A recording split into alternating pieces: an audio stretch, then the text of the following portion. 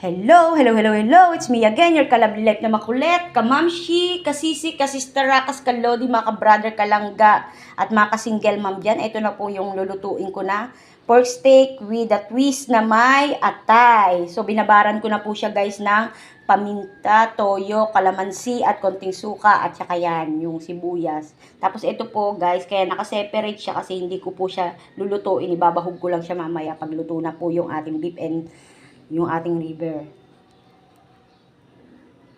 So guys, tara let's. So yan guys, ilalagay na po natin tong binabad ko na pork. At saka atay. Fried lang po natin siya guys. Yung atay, dali lang yun eh. Bawal siyang ma-overcook. So guys, kailangan ihuli natin yung atay.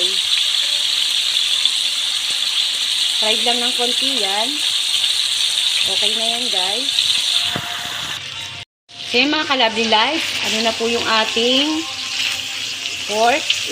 Tatabi lang po natin siya dito sa gilid at lalagay na po natin itong atay. Half cook lang natin yung atay kasi tumitigas po yan pag overcook guys. Yan. Hapok lang natin siya guys. Yan. Saka natin ilalagay yung pinagbabara natin na toyo na may kalamansi na konting suka guys. Para malasa po.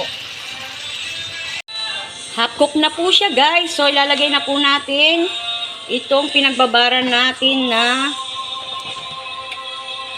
toyo na may kalamansi guys. At tatandaan nyo laging bigyan ng pagmamahal ang pagluluto para sa ganon ay sumarap po ang ating mga niluluto guys. Ayan. So mamaya pagluto na po siya, konting cook pa po, ilalagay ko na po yung fresh na sibuyas na ibinukod ko kanina guys.